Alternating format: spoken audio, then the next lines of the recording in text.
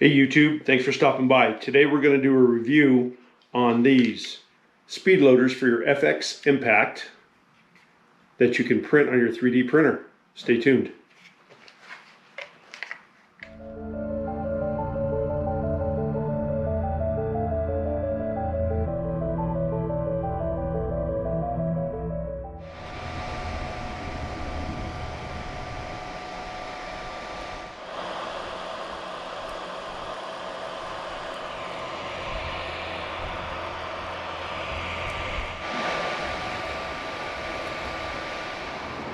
Alright, so these are the speed loaders, and they are 3D printed. I 3D printed them.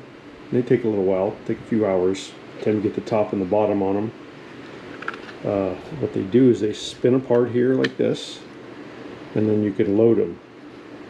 These happen to be for 25. I believe he makes them for 22 also, and he may be, it's been a while since I took a look, but he may be making them for other calibers now also. I am at 28 rounds in the 25 caliber, and they print really well. The STL file is really good. There is a few things that I don't like, but basically they work. When you print these in PLA, the first ones I printed were in PLA, and the sun, of no fault of this, the sun actually warps the PLA really bad. It gets really hot where I live, and so I remade these whole things in PETG, and I'm hoping they'll hold up a little bit better. With PETG, they tend to run a little bit smaller for some reason. It's just the way, maybe it's my printer, I'm really not sure, but anyway, they work. They're just a little finicky, and I'll show that here in a minute. So let me load one up. I'll show you how you load them. Basically, first thing you're going to do is you're going to grab one slug or one pellet. I shoot Nielsen slugs most of the time, and you're going to drop it in this hole right here. You can see that's a little dark, sorry. It doesn't matter if it's up or down. I usually just drop them in down, just so it'll be different. And get you a handful of these, and you're going to load them up. Now you do have to put them bullet up, so hollow point up, and just load them up all the way around.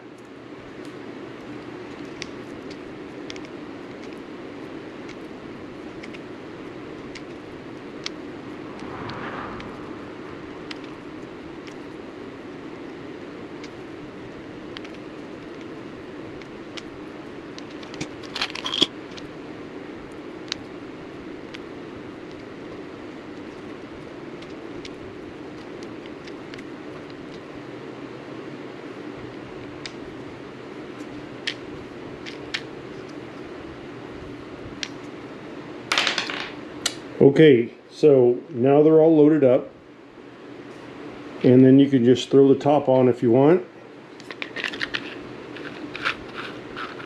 and just store them like this. Okay, so when you want to use them, what you do is you spin this around till that hole lines up with that single slug in there, or single pellet in there. Take that pellet out. Get your magazine. Again, this is 25 caliber, so there's 28 rounds in here. You cock your magazine and drop this in hollow point first. I'm kind of doing this around the camera, so it's a little bit awkward, but we'll give it a try anyway. Hopefully I'm getting you in the deal. So you're going to take your magazine, and this has got two notches and then this little nub there. So there's a little nub there, and there's a notch there. It's hard to see in the camera, I'm sure, and a notch there. You're going to line those notches up. This is what I typically do, is I line these notches up and snap it on there. Right, so this lines up, and these notches line up. Now you flip it over, give it a little tap tap, a little shake, and now the easiest, the best way to do this is to kind of rock it like this. Oops. I'm going to rock it like this and then rock it like this until you'll hear them click in. And give them a shake if you want. Just go slow. Go around in little circles. Just keeps them in there. And then occasionally, so they all came out, so occasionally you'll get a few of them that stick up, and if you can see that all right, they stick up there, and sometimes you just have to get them in the right spot. Just like that. Now, again, not perfect, but way faster than dropping each one. Put your lid back on, and you're ready to roll. Okay. What I usually do is I load these the night before, or preload these, so when I'm in the field, I don't have to keep loading my magazine by hand, taking up a bunch of time. It's the other reason why I use a tank to fill my gun, because it just takes seconds in the field, and you have more time to shoot or hunt. So simple, super simple.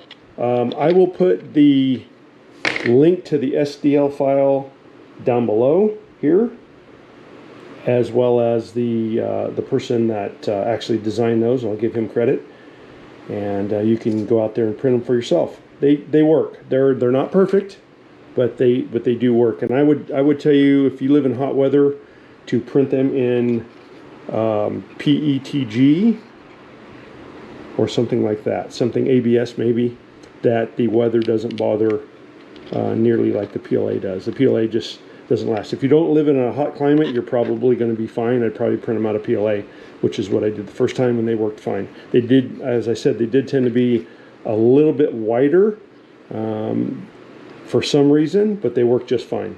So anyway, there you go.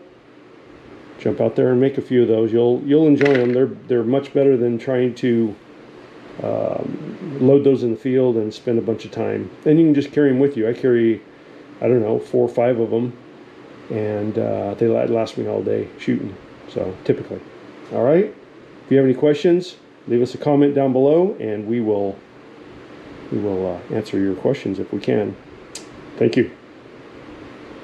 Oh, by the way, while I'm here, please subscribe and like. We'd like you to do that. And please comment. We like comments. Thanks.